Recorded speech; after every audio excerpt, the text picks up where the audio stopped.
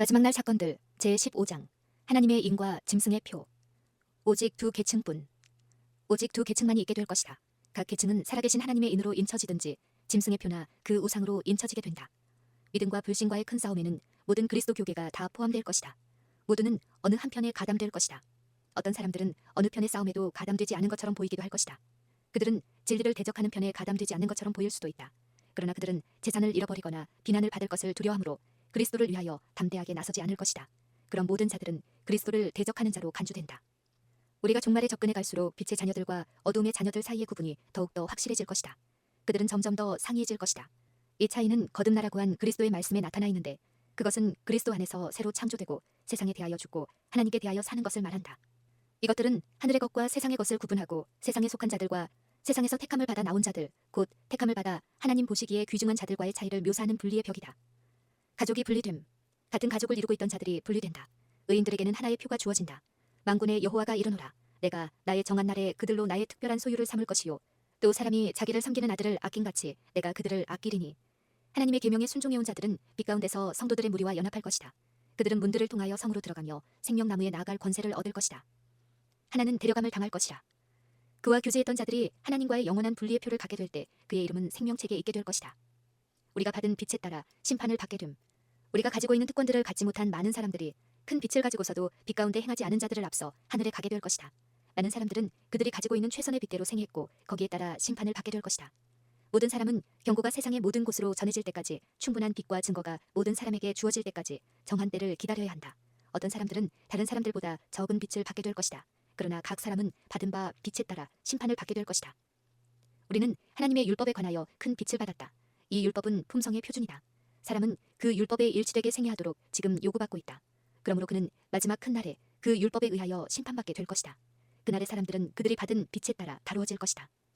큰 빛을 받고서도 그 빛을 무시해온 자들은 그처럼 많은 특권을 받지 못한 자들보다 더 불리한 위치에 서게 된다. 그들은 그들 스스로를 높이고 주님을 높이지 않는다. 인간에게 과해지는 형벌은 모두 경우에 있어서 그들이 하나님께 돌리는 불명예에 비례될 것이다. 각 사람은 현명한 결정을 하리만큼 충분한 빛을 갖게 될 것이다. 고의적인 맹목에 대한 핑계는 있을 수 없음. 어떤 사람도 그들이 받은 적이 없고 받을 수 없었던 빛과 지식에 유의하지 않은 데 대하여는 정죄를 받지 않을 것이다. 그러나 많은 사람들은 그리스도의 사신들을 통하여 그들에게 제시되는 진리에 순종하지 않는다. 왜냐하면 그들은 세상의 표준과 일치되기를 원하기 때문이다. 그러므로 그들이 이해하게 된 진리, 그들의 심령에 비춰진 빛이 심판때에 그들을 정죄할 것이다. 진리를 들을 기회가 있지만 그들이 듣지 않게 되면 책임이 없을 것이라는 생각으로 그것을 듣거나 이해하고자 애쓰지 않는 자들은 그들이 듣고서 거절한 것과 똑같이 하나님 앞에서 정죄의 선고를 받게 될 것이다. 진리가 무엇인지 이해할 수 있음에도 불구하고 그릇된 길로 가고자 택하는 자들은 핑계하지 못할 것이다. 예수님은 당신의 고난과 죽음을 통하여 모든 무지의 죄에 대한 속죄를 이루셨다. 그러나 고의적인 맹목에 대한 대책은 전혀 없다. 우리는 우리의 지각에 이르지 않은 빛에 대하여는 책임이 없지만 우리가 저항하고 거절한 빛에 대하여는 책임을 지게 될 것이다. 사람은 자기에게 결코 제시되지 않은 진리를 깨달을 수 없다. 그러므로 그가 결코 가진 적이 없는 빛에 대하여는 정죄를 받지 않게 될 것이다. 실제적 자선의 중요성. 마지막 날의 결정은 우리의 실제적 자선에 의해 이루어진다. 그리스도께서는 모든 자선의 행동을 당신 자신에게 한 것으로 인정하신다. 민족들이 그리스도 앞에 모일 때에 두 부류로만 나누어질 것이며 그들의 영원한 운명은 그리스도를 위하여 가난하고 고통받는 자들을 도와주었느냐 또는 도와주지 않았느냐에 따라 결정될 것이다. 이방인들 가운데서 하나님을 모르고 섬긴 자들, 즉 인간의 도움을 통하여 한 번도 빛을 받지 못한 자들일지라도 멸망을 당하지 않을 것이다. 그들은 기록된 하나님의 율법은 알지 못하였으나 자연을 통하여 말씀하시는 하나님의 음성을 들었고 율법이 요구하는 일들을 행하였다. 그들의 행위는 성령께서 그들의 마음을 감화시킨 증거이며 그들은 하나님의 자녀로 인정을 받는다. 민족들에게서 그리고 이방인 가운데서 미천한 자들이 너희가 여기 내 형제 중에 지극히 작은 자 하나에게 한 것이 곧 내게 한 것이니라는 구주의 입술에서 나오는 말씀을 들을 때 얼마나 놀랍고 기쁜 일이 될 것인가.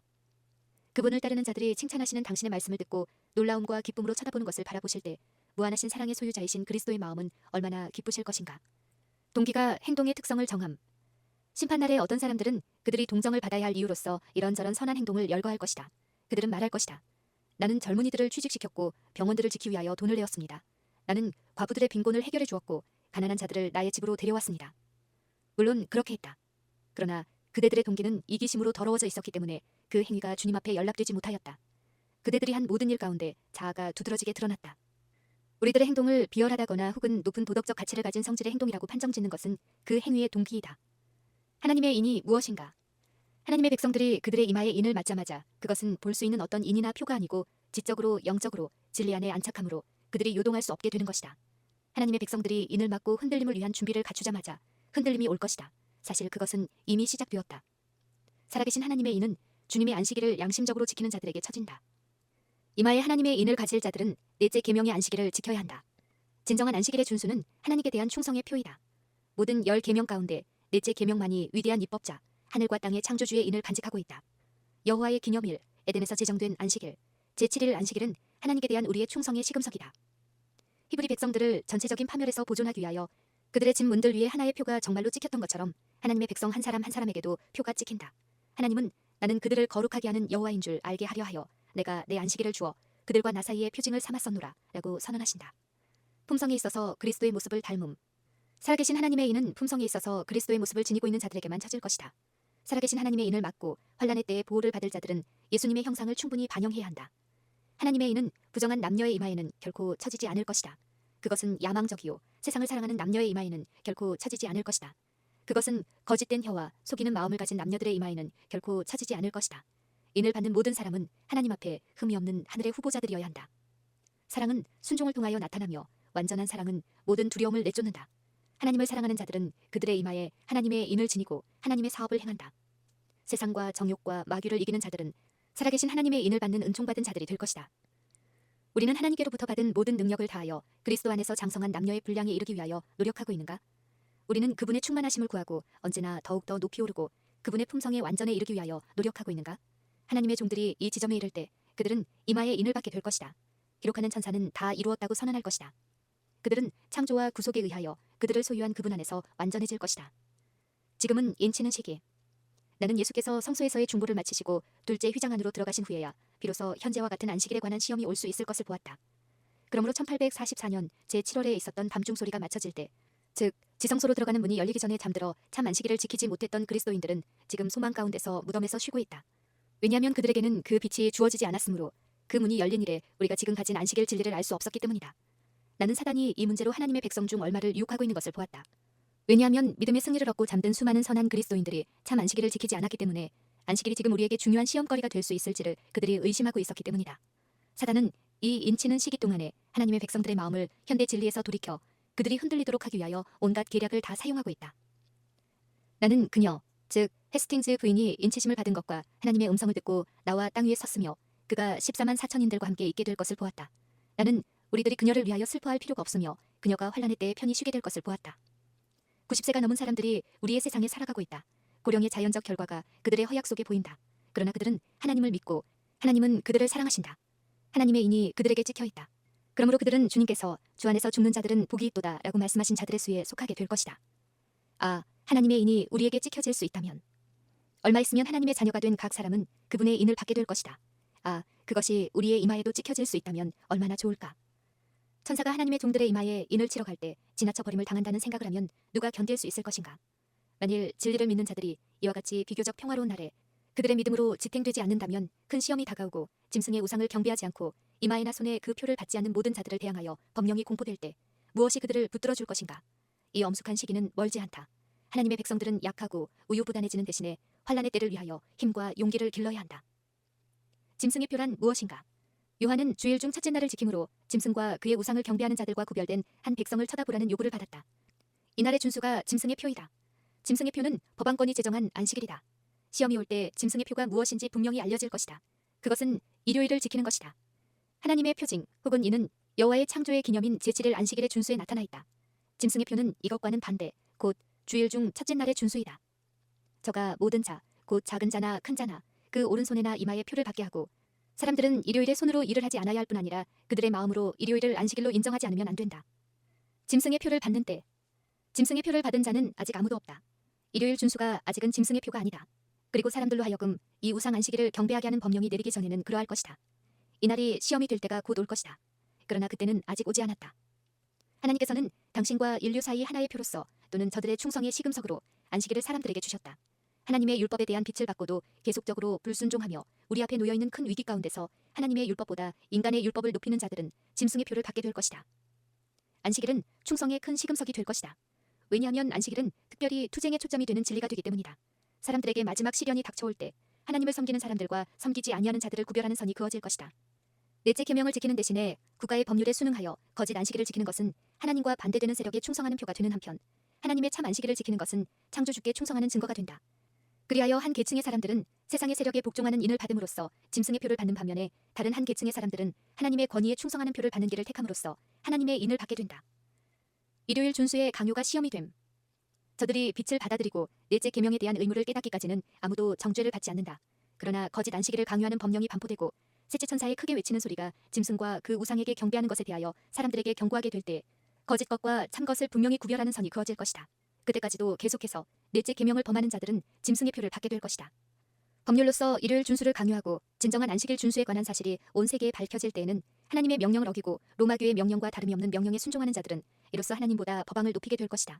그런 사람들은 로마교에 복종하고 로마교가 제정한 제도를 강제로 시행하는 권세에 복종하는 자들이다. 그들은 짐승과 그 우상에게 경배하는 자들이다. 그리하여 사람들이 하나님께서 당신의 권위의 표가 된다고 선언하신 제도를 버리고 그 대신에 로마교가 자기의 최상권의 표로 택한 것을 높일 때, 그것으로서 그들은 로마교에 복종하는 표, 곧 짐승의 표를 받게 될 것이다. 이제 문제는 극히 분명해졌으므로 하나님의 계명을 순종하느냐, 사람의 계명을 순종하느냐 하는 문제 중 어느 한편을 택하지 않으면 안 된다. 그럼에도 불구하고 하나님의 계명을 계속해서 범하는 자는 짐승의 표를 받게 된다. 마지막 날 사건들 제16장 은혜의 시기의 끝. 아무도 은혜의 시기가 끝나는 때를 모름.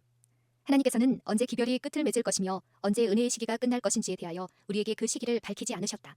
우리는 우리 자신과 자녀들을 위하여 밝히 드러난 증거들을 받아들일 것이나 전능하신 분의 총의에서 비밀로 감추기로 한 것을 알려고 애쓰지 말 것이다. 언제쯤 은혜의 시기가 끝날 것인지에 대하여 특별한 빛을 받은 것이 없느냐고 나에게 물어온 편지들이 많이 있는데, 나의 대답은 오직 지금은 해가 지기 전에 일해야 할 때이며 밤이 오면 아무도 일할 수 없다는 기별을 가지고 있을 뿐이라는 것이다. 은혜의 시기가 끝나기 전에 일요일 법령에 강요가 있게 됨. 주님께서는 저들에게 분명하게 짐승의 우상은 은혜의 시기가 마치기 이전에 형성될 것을 보여주셨는데, 이는 그 문제가 하나님의 백성의 영원한 운명을 결정할 중대한 시금석이 되기 때문이다. 그러면 짐승의 우상은 무엇이며 그것은 어떻게 만들어질 것인가? 그것은 두 뿔 가진 짐승이 만들게 되며 처음 짐승에 대한 우상이 된다. 그것은 또한 짐승의 우상이라고 불리어진다. 그런데 이 우상이 무엇이며 그것이 어떻게 만들어지는지 알기 위하여 우리는 먼저 그 짐승 자체, 곧 법왕권의 특징에 대하여 연구하여야 한다. 초대교회가 복음의 단순함에서 떠나 이 교회의 의식과 풍습을 받아들임으로 부패하여지자 그 교회는 성령과 하나님의 능력을 잃어버렸다. 그렇게 되자 그 교회는 사람의 양심을 지배하기 위하여 세속적 권력의 도움을 구하였다. 그 결과로 국권을 지배함과 동시에 그 권력을 자기의 목적, 곧 이른바 이단 박멸을 위하여 사용한 교회인 법왕권이 설립되었다. 합중국이 짐승을 위하여 우상을 만들려면 반드시 종교적 세력이 정부를 지배하고 교회가 그 자체의 목적을 이루기 위하여 국가의 권력을 또한 사용하게 되어야 한다. 그러므로 짐승의 우상은 자기의 교리를 강요하기 위하여 국권의 도움을 구함으로 생겨나게 될 배교한 개신 교도들의 단체를 나타낸다. 인치는 일이 마칠 때 은혜의 시기가 끝남. 우리가 그때 환란의 때에 들어가기 직전에 우리는 모두 살아계신 하나님의 인을 받았다. 그리고 나는 내 천사가 내 바람을 붙드는 일을 그만두는 것을 보았다. 또한 나는 기근과 온역과 칼을 보았고 민족이 민족을 대적하여 일어나고 온 세상이 혼란에 빠진 것을 보았다. 나는 천사들이 하늘에서 왔다 갔다 하는 것을 보았다. 한 천사가 잉크통을 가지고 지구에서 돌아와 예수님께 그의 일이 끝났으며 성도들이 계수되어 인치는 사업이 마쳐졌다고 보고하였다. 그러자 나는 십계명이 들어있는 법궤 앞에서 봉사하고 있던 예수께서 향로를 내던지는 것을 보았다. 그는 그의 손을 치켜들고 다 이루었다고 하고 큰 소리로 부르짖었다. 말하자면 한순간만이 아직 남아있다. 이미 민족이 민족을, 나라가 나라를 대적하여 일어나고 있을지라도 지금은 전면적인 교전이 없다. 하나님의 종들의 이마에 인이 쳐지기 전에는 아직 내 바람이 붙들려 있다. 내 바람이 놓이게 되면 세상의 열강들은 마지막 큰 전쟁을 위하여 그들의 군대를 집결시킬 것이다. 지상에서 돌아온 한 천사는 그의 일이 마쳐진 것을 보고한다. 마지막 시험이 이미 세상에 주어졌고 하나님의 계명에 충성한 것이 입증된 사람들은 모두 살아계신 하나님의 인을 받았다. 그때 예수께서는 하늘 성소에서 당신의 중보 사업을 그치신다. 그분께서는 손을 들어 큰 음성으로 되었다고 말씀하신다. 은혜의 시기는 갑자기 예기치 않게 끝날 것임. 예수님이 인류를 위한 탄원을 그치실 때 모든 사람의 운명은 영원히 결정된다. 은혜의 시기는 끝난다. 그리스도의 중보는 하늘에서 끝난다. 이 때는 마침내 갑자기 모든 사람에게 이른다. 그리고 진리를 순종함으로 심령을 정결케 하기를 등한히 온 자들은 잠자고 있음이 발견된다. 은혜의 시기가 끝날 때 그것은 갑자기 예기치 않게 우리가 전혀 얘기하고 있지 않은 그때 올 것이다. 그러나 우리는 오늘 하늘의 깨끗한 기록을 간직할 수 있고 하나님이 우리를 받아주시는 것을 알 수 있다. 조사 심판의 사업이 마치게 되면 모든 사람의 운명은 생사간에 결정될 것이다. 은혜의 시기는 그리스도께서 하늘 구름을 타고 재림하시기 조금 전에 맞춰진다. 홍수전에 노아가 방주에 들어간 후 하나님께서는 그를 배 안에 두고 경건치 못한 자들은 배 밖에 두신 채 문을 닫으셨다. 7일 동안 사람들은 그들의 운명이 결정된 것을 모르고 경솔하고 쾌락을 사랑하는 생활을 계속하였다. 그들은 또한 임박한 심판에 관한 경고를 조롱하였다. 구주께서는 인자의 임함도 이와 같으리라 라고 말씀하셨다. 각 사람의 운명이 결정되고 범죄한 인류에 대한 은혜의 초청이 철회되는 마지막 시간은 밤중에 도둑이 오는 것처럼 가만히 눈에 띄지 않게 올 것이다. 사업가가 이득의 마음을 빼앗기고 향락을 즐기는 자가 방종을 구하고 유행을 따르는 자가 몸을 단장하기에 겨를이 없을 바로 그때 온 세상의 심판관 되신 예수께서 저울에 달려서 부족함이 되었다라고 선고하실 것이다. 은혜의 시기가 끝난 후에 인간의 활동. 의인과 악인은 그들의 생활 상태 그대로 여전히 세상에 살면서 하늘 성소에서 철회할 수 없는 마지막 결정이 내린 것도 모르고 밭 갈고 집 짓고 먹고 마시고 할 것이다. 성소에서 취소할 수 없는 결정이 선고되고 세상의 운명이 영원히 결정된 후에도 땅 위에 사는 주민들은 그 사실을 알지 못할 것이다. 여러 가지 종교의식은 하나님의 영이 이미 떠나간 사람들에 의하여 여전히 계속될 것이다. 악의 왕이 그의 무서운 계획을 성취하기 위하여 사람들을 충동할 그 극악무도한 열성은 하나님께 대한 열성처럼 보일 것이다. 알곡과 가라지는 둘 다 추수 때까지 함께 자라게 될 것이다. 생애의 의무를 수행함에 있어서 의인들은 마지막 날까지 경건하지 못한 자들과 접촉하게 될 것이다. 빛의 자녀들은 흑암의 자녀들 사이에 흩어져서 모든 사람이 뚜렷한 구별을 볼 수 있게 할 것이다. 그리스도께서는 당신이 오실 때 기다리고 있는 당신의 백성들 가운데 어떤 사람들은 사업 거래에 종사하고 있을 것이라고 말씀하셨다. 어떤 사람들은 밭에 씨를 뿌리고 다른 사람들은 추수장에서 거두어들이고 또 다른 사람들은 맷돌질을 하고 있을 것이다. 불신과 금지된 쾌락이 계속됨. 회의론과 이른바 과학이 성경을 믿는 그리스도교계의 믿음을 크게 훼손시켰다. 오류와 우화들을 기꺼이 받아들이므로 그들은 방종의 길을 따르고 경계를 하지 않게 된다. 왜냐하면 그들은 그들의 마음에 하나님을 모시고자 노력하지 않고 있기 때문이다. 그들은 내일도 오늘과 같을 것이고 훨씬 더 풍성할 것이라고 말한다. 그러나 그들의 불신과 불경건한 쾌락이 한창일 때 천사장의 소리와 하나님의 나팔이 들리게 된다. 우리 세계에 있는 모든 것이 분주히 활동하고 이득을 위한 이기적 야망에 몰두되어 있을 때 예수님은 도적처럼 오신다. 소위 하나님의 백성이라고 공언하는 사람들이 세상과 타협하고 세상 사람들처럼 생활하고 그들과 어울려 금지된 향락에 빠지고 세상의 사치가 교회의 사치로 바뀌어지고 결혼 예식을 알리는 종소리가 울려 퍼지고 모든 사람이 오랫동안의 세속적 번영을 꿈꾸고 있는 때에 마치 하늘에서 번개가 번쩍임같이 그들의 밝은 전망과 거짓된 희망들이 깨어질 것이다. 사람들은 전적으로 사업에 몰두할 것임. 롯이 소돔의 멸망을 그의 가족들에게 경고했을 때 그들은 그의 말에 유의하지 않고 그를 광신적 열광자로 보았다. 멸망이 다가오자 그들은 준비되어 있지 않음이 판명되었다. 그와 같이 그리스도께서 오실 때도 농부들과 상인들과 변호사들과 점원들은 완전히 사업에 열중하고 있을 것이다. 그러므로 그들에게는 주님의 날이 덫과 같이 임할 것이다. 목사들과 농부들과 상인들과 법률가들과 위대한 사람들과 선한 사람들이라고 공언하는 자들이 평안하다, 안전하다라고 부르짖을 때 갑작스런 멸망이 이른다. 누가는 하나님의 날이 덫, 즉 먹이를 찾아 숲속을 배하는 짐승이 사냥꾼이 몰래 설치해 놓은 덫에 갑자기 걸리는 것에 대한 비유와 같이 누가는 하나님의 날이 덫과 같이 온다는 그리스도의 말씀을 전한다. 사람들이 안락하고 오락에 도취되고 사고파는 데 몰두되어 있는 바로 그때 도둑은 살금살금 떼어놓는 발걸음으로 접근해 온다. 인자가 오실 때도 그와 같을 것이다. 종교 지도자들은 완전히 낙관할 것임. 철학적 이론이 하나님의 심판에 대한 공포를 떨어버리고 종교 지도자들이 평화와 번영의 장구한 시대가 올 것을 가르치고 있을 때 세상 사람들이 심고 집 짓고 잔치하고 연락하며 하나님의 경고를 거절하고 그분의 사자들을 조롱하며 그들의 사업과 향락에 몰두하고 있을 때 멸망이 호련히 저희에게 이르리니 결단코 피하지 못할 것이다. 때가 이르니 여호와의 날이 경건치 아니한 자들에게 생각지 아니한 중에 이를 것이다. 일상생활이 변함없이 이루어지고 사람들이 향락에 도취되고 사업과 장사와 돈 버는 일에 몰두하고 종교인들은 세속적 발전과 문화를 찬양하고 백성들은 거짓된 안전 속에 속아 있을 그때에 마치 도둑이 문들을 단속하지 아니한 집으로 숨어 들어오는 것처럼 부주의하고 경건치 않는 자들에게 갑작스런 멸망이 이를 것이다. 그러므로 그들은 결단코 피하지 못할 것이다. 사단은 은혜의 시기가 끝났다고 짐작한다. 환란의 때에 사단은 악한 사람들을 충동하고 그들은 하나님의 백성을 죽이기 위하여 둘러싼다.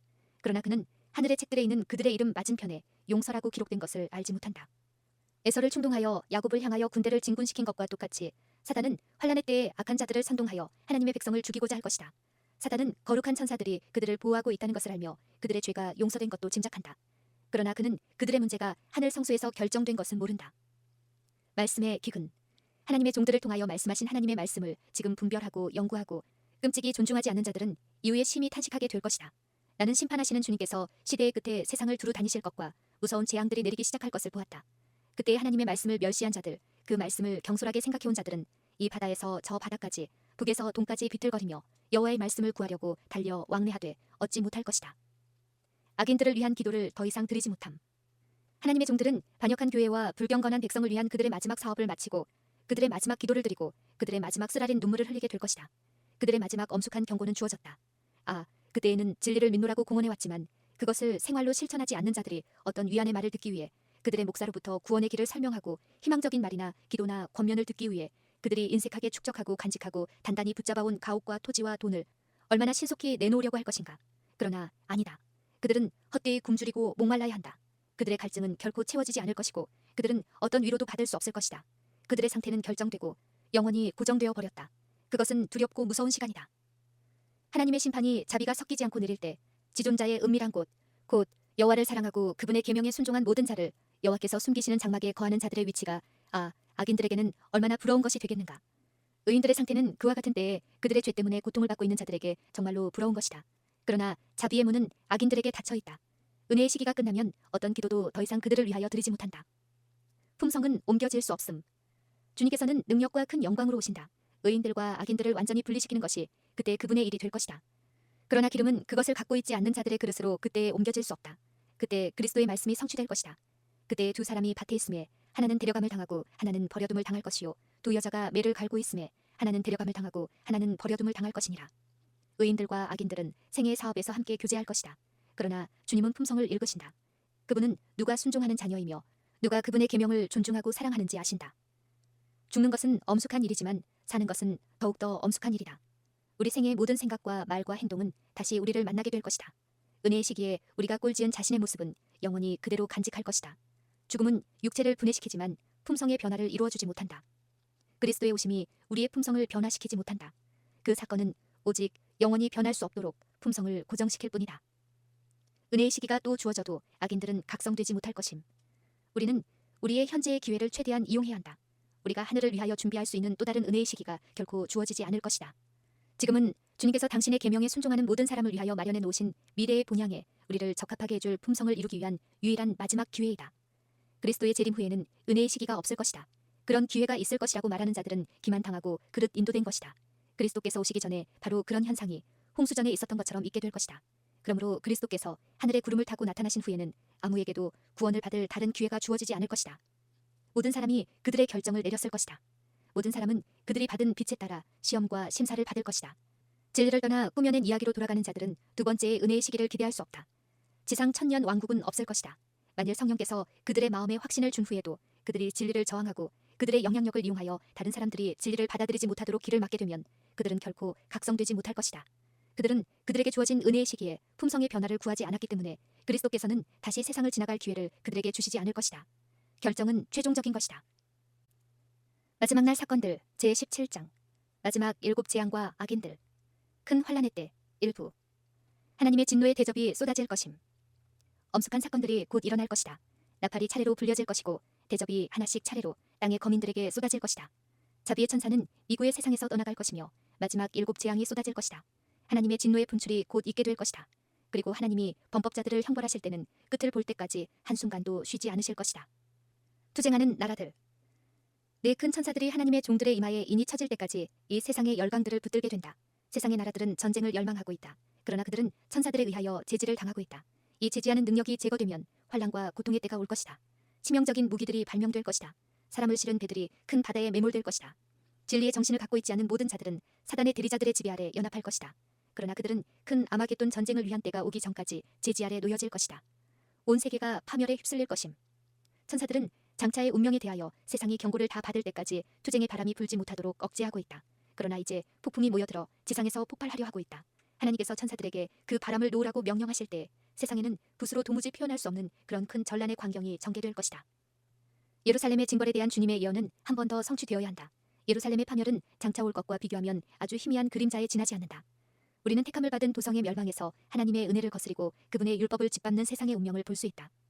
사단은 이 땅의 거민들을 최후의 큰 환란 가운데 빠뜨릴 것이다. 하나님의 천사들이 인간의 감정에 거센 바람을 제어하지 않으면 각종 투쟁의 요소들이 쏟아져 나올 것이다. 온 세계는 옛날 예루살렘을 휩쓸었던 것보다 더 무서운 폐허를 나타낼 것이다. 하나님은 공의롭고 자비로우심. 자비롭고 관용과 인애와 양선과 진실이 충만한 것이 하나님의 영광이다. 그러나 죄인을 형벌하는 데 나타난 공의는 그분의 자비의 현현만큼이나 진실로 주님의 영광이다. 이스라엘의 주 하나님은 애굽의 신들처럼 이 세상의 신들을 심판하실 것이다. 불과 홍수, 재앙과 지진으로 그분은 온 세상을 황폐케 하실 것이다. 그때 그분의 구속받은 백성들은 그분의 이름을 높이고 세상에서 그 이름을 영광스럽게 할 것이다. 이 지구 역사의 마지막 남은 자손으로 살아가는 자들은 하나님의 교훈에 관하여 명확히 깨달아야 하지 않겠는가. 우리의 중보자로 서 계신 분, 모든 회심의 기도와 고백을 들으시는 분, 은혜와 사랑의 상징인 무지개가 그분의 머리를 두르고 있는 것으로 묘사되고 있는 분께서는 미구의 하늘 성소에서 그분의 사업을 그치실 것이다. 은혜와 자비는 그때의 보좌에서 내려갈 것이고 공의가 그 자리에 앉을 것이다. 그분의 백성이 바라보았던 분께서는 당신의 권리, 곧 최고 재판관의 직무를 맡게 될 것이다. 모든 성경에서 하나님은 은혜와 자비의 존재로만이 아니라 엄격하고 공정한 공의의 하나님으로 제시되어 있다. 하나님의 심판의 확실성. 하나님의 사랑은 그분께서 죄인을 멸망시키는 일을 허락하지 않는 그런 성격의 것으로 오늘날 묘사되고 있다. 사람들은 그들 자신의 낮은 정의와 공의의 표준으로 추론한다. 내가 나를 너와 같은 줄로 생각하였도다. 그들은 하나님을 그들 자신에 비추어 측정한다. 그들은 그 환경에서 어떻게 행동할 것인지에 대하여 판단하고 하나님도 그들이 행동할 것으로 여기는 그대로 행동할 것이라고 결정한다. 어떤 나라나 정부도 법률을 범한 자들에게 어떤 형벌을 과할 것인지 그 범법자들에게 말하게 하지는 않는다. 우리가 가지고 있는 모든 것, 우리가 소유하고 있는 그분의 은혜의 모든 선물은 하나님께로부터 온 것이다. 그런 하나님을 대적하는 죄의 악랄한 성격을 측정할 수 없는 것은 마치 손의 뼘으로 하늘을 측정할 수 없는 것과 같다. 하나님은 도덕적 통치자이시며 동시에 아버지이시다. 그분은 입법자이시다. 그분은 당신의 율법을 만드시고 또 집행하신다. 형벌이 없는 법률은 힘이 없다. 사랑이 많으신 아버지께서 당신의 자녀들을 해방시켜줄 능력을 갖고 계신 동안 그들이 불로써 하나님의 형벌을 받는 일을 보지 않게 해달라는 탄원을 할 수는 있다. 그러나 하나님은 당신의 백성들의 유익과 그들의 안전을 위하여 범법자를 형벌하실 것이다. 하나님은 사람의 계획대로 일하지 않으신다. 그분은 사람이 그의 동료 인간 앞에서 행사할 권한이 없는 무한한 공의를 행사할 수 있다. 노아가 자기를 괴롭힌 조롱자들이나 조소자들 중 한 사람을 익사케 했다면 하나님께서 불쾌히 여기셨을 것이다. 그러나 하나님은 광대한 세계를 물에 빠뜨리셨다. 롯은 그의 사위들에게 형벌을 과할 권한이 없었다. 그러나 하나님은 엄격한 공의로 그렇게 하실 수 있었다. 누가 감히 하나님이 하시겠다고 말씀하시는 바를 그대로 하지 않으실 것이라고 말하겠는가? 하나님이 그분의 보호를 거두실 때 심판이 오게 됨. 나는 하나님의 심판이 직접 주님께로부터 그들에게로 임하지 않고 다음과 같은 방법으로 오는 것을 보았다. 그들은 그들 스스로를 하나님의 보호가 미칠 수 없는 곳에 둔다. 그분은 경고하고 교정하고 책망하고 또한 유일의 안전한 길을 가르쳐 주신다. 그런데 그분의 특별한 보호의 대상이 되어 있는 자들이 반복된 경고를 받고서도 하나님의 영의 지시를 떠나 그들 스스로의 길을 따른다면, 그들이 그들 자신의 길을 택한다면 그분은 그들에게 대한 사단의 결정적인 공격을 방어해 주도록 당신의 천사들을 명하지 않으신다. 바다와 땅에서 활동하여 재난과 고난을 가져오고 그의 먹이로 확실히 잡아두기 위하여 수많은 사람들을 쓸어버리는 것은 사단의 능력이다. 하나님께서는 그들 스스로의 유해한 길을 따름으로써 하나님의 진리를 오해케 하고 그릇 판단케 하고 훼손시켜온 자들을 형벌하기 위하여 당신의 원수들을 도구로 사용하실 것이다. 모욕받고 거절당하고 학대받은 하나님의 영은 이미 지상에서 거두어지고 있다. 하나님의 영이 거두어져 버리면 즉시 사단의 잔인한 사업이 땅과 바다에서 이루어질 것이다. 악인들은 그 은혜의 시대에 주어진 기회를 잃어버렸고 계속적으로 거절당한 하나님의 영은 마침내 거두어졌다. 하나님의 은혜로 보호받지 못하기 때문에 그들은 악한 마귀에게서 방어되지 못한다. 때때로 거룩한 천사들이 파괴력을 행사함. 여리고성이 하나님의 심판을 불러일으켰다. 그것은 요새였다.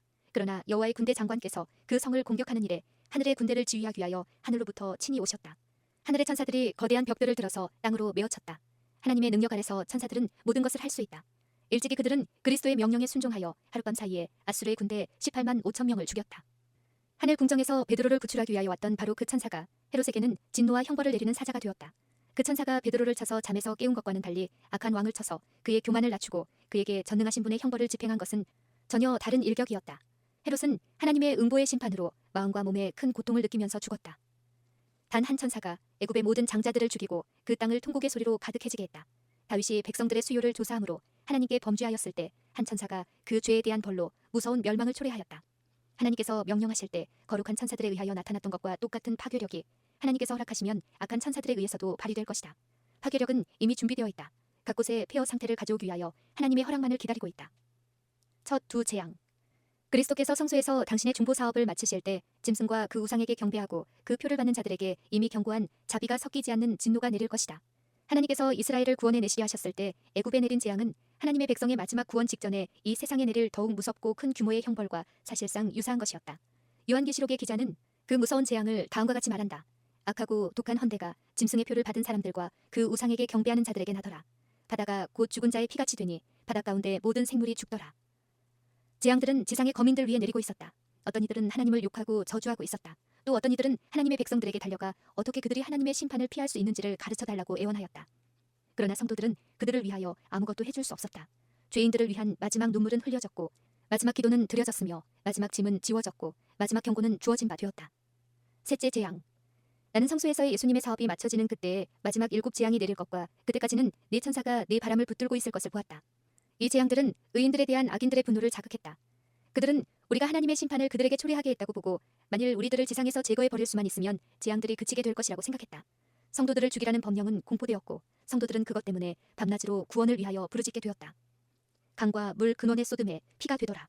이러한 두려운 재앙들은 하나님의 공의를 완전히 옹호할 것이다. 하나님의 천사는 다음과 같이 선언한다. 거룩하신 이여 이렇게 심판하시니 의로우시도다. 저희가 성도들과 선지자들의 피를 흘렸으므로 저희로 피를 마시게 하신 것이 합당하니이다. 하나님의 백성에게 사형을 언도함으로써 그들은 그들의 손으로 그 사람들의 피를 흘린 것과 똑같은 죄를 범한 것이다. 넷째 재앙. 계속하여 일어나는 재앙으로 해가 권세를 받아 불로 사람들을 태우니 사람들이 크게 태움에 태워진지라.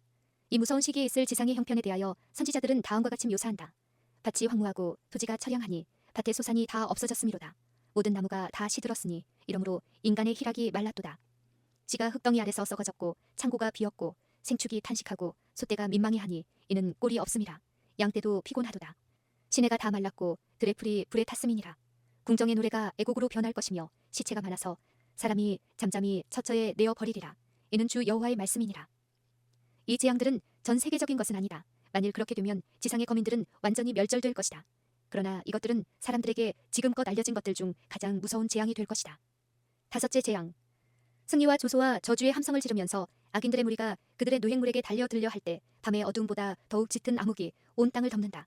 그때 무지개가 나타나 하나님의 보좌에서 비치는 영광으로 빛나고 모든 하늘로 뻗치어 마치 기도하고 있는 무리를 둘러주는 것처럼 보인다. 분노에 날뛰던 무리들은 갑자기 멈칫해진다. 조롱하던 그들의 부르짖음은 사라진다. 그들은 살기 등등한 분노의 동기를 잊어버린다. 그들은 무서운 예감으로 하나님의 언약의 상징을 주목해보고 압도적으로 찬란한 빛에서 피하려 한다. 하나님께서 당신의 백성을 구원하기 위하여 능력을 나타내시는 때는 한밤중이다. 갑자기 태양이 나타나서 혁혁히 빛나고 징조와 기사들이 신속하게 잇따라 일어난다. 의인들은 그것들이 그들의 구원의 표징임을 깨닫고 엄숙한 환희로 바라보지만 악한 자들은 그 광경을 공포와 경악으로 바라본다. 하나님의 율법이 하늘에 나타남. 그때 공중에는 겹쳐진 두 돌비를 쥔 손이 나타난다. 선지자는 하늘이 그 공의를 선포하리니 하나님 그는 심판장이시미로다 라고 말한다. 신의 산에서 불꽃과 우레 가운데 생애의 지도 원리로 선포된 거룩한 율법 곧 하나님의 의는 이제 심판의 표준으로 사람들에게 나타난다. 그 손이 돌비를 펴자 불과 같은 글자로 기록된 십계명이 나타난다. 그 어구들은 너무도 분명하기 때문에 모든 사람이 읽을 수 있다. 사람의 기억은 일깨워지고 각 사람의 마음에서 미신과 이단의 암흑은 사라진다. 간단하면서도 포괄적이며 권위 있는 하나님의 십계명이 이 땅의 모든 거민들에게 볼 수 있게 게시된다. 잃어버린 바 된 자들이 그들의 거짓 목자들을 정죄함. 빛을 깨닫고 확신을 갖게 되었으나 그들의 영혼의 구원을 목사에게 의탁해온 교인들은 하나님의 날에 다른 어떤 영혼도 그들의 범법에 대한 속전을 지불할 수 없다는 것을 알게 될 것이다. 나는 잃어버린 바 되었다. 영원히 잃어버린 바 되었다는 무서운 부르짖음이 있게 될 것이다. 사람들은 거짓을 전하고 진리를 정죄해온 목사들을 산산조각으로 찢어버리고 싶은 마음을 갖게 될 것이다. 모든 사람은 연합하여 목사들에게 가장 혹독한 비난을 한다. 불충실한 목사들은 순탄한 일들만 이어내왔다. 그들은 청중들에게 하나님의 율법을 버리게 하고 율법을 거룩히 지키는 자들을 핍박하도록 지도했다. 이제 그 목사들은 실망한 나머지 세상 사람들 앞에서 그들의 기만적 활동을 고백한다. 그때 무리들은 분노에 사로잡힌다. 그들은 우리는 잃어버린 바 되었다. 너희들 때문에 우리는 멸망을 받게 되었다고 부르짖는다. 그리하여 그들은 거짓 목사들에게 달려든다. 한때 그들을 가장 존경하던 바로 그 사람들이 가장 무서운 저주를 그들에게 퍼붓는다. 한때 그들에게 월계관을 씌우던 손이 그들을 죽이기 위하여 들려질 것이다. 하나님의 백성을 죽이기 위하여 사용하던 칼이 이제는 그들의 원수를 멸하는 데 사용된다. 여기서 우리는 교회, 곧 여호와의 성소가 하나님의 진노의 타격을 제일 먼저 받게 되리라는 것을 보게 된다. 늙은 자들, 곧 하나님께로부터 큰 빛을 받고 백성들의 영적 유익의 수호자로 서 있던 자들이 그들의 책임을 져버렸다. 하나님의 말씀은 거짓 목자들 때문에 능력을 잃었다. 그들이 한 일은 곧 그들 자신에게로 되돌아갈 것이다. 그러므로 하나님의 심판이 신비한 바벨론에 내리는 요한계시록 18장의 장면이 목격될 것이다. 여섯째 재앙. 마귀의 영들은 땅의 왕들과 온 세상 사람들에게 나아가서 속임수로 그들을 얽어매어 하늘 정부를 대적하는 그의 마지막 투쟁의 사단과 연합하도록 그들을 강요할 것이다. 하나님의 영은 차츰 세상에서 떠나가고 있다. 사단은 또한 온 천하 임금들에게 가서 그들을 그의 깃발 아래 모아 전능하신 이의 큰 날에 전쟁을 위하여 훈련시키고자 그의 악한 세력을 모으고 있다. 요한이 마지막 큰 싸움을 위하여 세상을 모으게 될 이적 행하는 세력에 대하여 요한계시록 16장에서 묘사하자 표상들은 사라지고 나팔이 다시 한번 분명한 소리를 내게 된다. 보라, 내가 도적같이 오리니 누구든지 깨어 자기 옷을 지켜 벌거벗고 다니지 아니하며 자기의 부끄러움을 보이지 아니하는 자가 복이 있도다. 아담과 하와의 범죄후로 그들은 벌거벗었다. 왜냐하면 빛과 안전의 옷이 그들에게서 떠나갔기 때문이다. 세상은 노아 시대의 세상 거민들이나 소돔의 거민들이 한 것처럼 하나님의 권고와 경고를 잊어버리게 될 것이다. 그들은 그들의 모든 계획과 불의한 고함물들에 몰두하고 있었다. 그러나 갑자기 불비가 하늘에서 내려와 불신앙의 거민들을 태워버렸다. 인자에 나타나는 날에도 이러하리라. 성과 악의 마지막 큰 싸움. 두 큰 반대 세력이 마지막 큰 싸움에 나타난다. 한쪽 편에는 하늘과 땅의 창조주께서 서 계신다. 그분 편에 있는 모든 자들은 그분의 인을 지니고 있다. 그들은 그분의 명령에 순종한다. 다른 편에는 배교와 반역을 택한 자들과 함께 흑암의 왕이 서 있다. 무서운 투쟁이 우리 앞에 있다. 우리는 전능하신 하나님의 큰 날의 싸움에 접근하고 있다. 제지를 받아온 것들이 놓이게 될 것이다. 자비의 천사는 그의 날개를 접고 보좌에서 내려와 세상을 사단의 지배에 버려두고자 준비하고 있다. 세상의 정사와 권세들은 하늘의 하나님을 대적하여 심한 반역을 하고 있다. 그들은 하나님을 섬기는 자들에 대한 증오심으로 충만해 있으며 바로 미구의 선과 악 사이에 마지막 큰 전쟁이 있게 될 것이다. 지구는 전쟁터, 곧 마지막 싸움과 마지막 승리의 현장이 될 것이다. 참으로 오랫동안 사단이 하나님을 대적하도록 사람들을 이끌어온 이곳에서 반역은 영원히 진압될 것이다. 두 군대 사이에 진행되는 전투는 이 세상 군대들이 싸우는 전쟁처럼 실제적으로 벌어지고 있으며 이 영적 투쟁의 결과에 영원한 운명이 달려있다. 온 세계가 이 편 아니면 저편에 가담될 것임. 온 세계가 문제의 이 편이 아니면 저편에 속하게 될 것이다. 아마겟돈 전쟁이 있게 될 것이다. 그리고 그날에는 우리 중 아무도 자고 있어서는 안 된다. 우리는 슬기로운 처녀들처럼 등과 함께 우리의 그릇에 기름을 가지고 눈을 크게 뜨고 깨어 있어야 한다. 성령의 능력이 우리에게 임하여야 한다. 그리고 여호와의 군대 장관께서 전쟁을 지도하기 위하여 하늘 천사들의 선두에 서실 것이다. 선에 대한 사단의 적이는 그가 그의 세력들을 그의 마지막 반역의 사업에 활동하게 함에 따라 점점 더 나타나게 될 것이다. 그리고 하나님께 완전히 굴복하지 않고 하나님의 능력으로 보호를 받지 못하는 모든 영혼들은 하늘을 대적하는 사단과 연합하여 우주의 통치자를 대항하는 싸움에 가담할 것이다. 미국의 지상의 모든 거민들은 어느 한편을 택하여 하늘의 정부를 위하든지 그렇지 않으면 대항하든지 할 것이다. 일곱째 재앙. 우리는 일곱째 대접의 부어짐에 대하여 연구할 필요가 있다. 악의 세력은 싸움 없이 전쟁에 항복하지 않을 것이다. 그러나 하나님의 섭리가 아마겟돈 전쟁에서 담당할 몫이 있다. 요한계시록 18장의 천사의 영광으로 땅이 환해질 때 성과 악의 종교적 요소들이 잠에서 깨어날 것이며 살아계신 하나님의 군대는 출전할 것이다. 아마겟돈 전쟁이 미구에 있을 것이다. 만왕의 왕, 만주의 주라는 이름을 옷에 기록한 분께서 흰 말을 타고 깨끗하고 흰 세마포 옷을 입은 하늘의 군대를 지휘하실 것이다. 온 지구는 바다의 물결처럼 아래 위로 요동하며 그 표면은 파괴된다. 땅의 기초 자체가 무너져 버리는 것 같다. 산맥들은 가라앉고 사람들이 거하는 섬들은 자취 없이 사라진다. 죄악으로 소돔과 같이 되어버린 항구들은 사나운 파도에 휩쓸려 간다. 지상의 오만한 도시들은 낮아진다.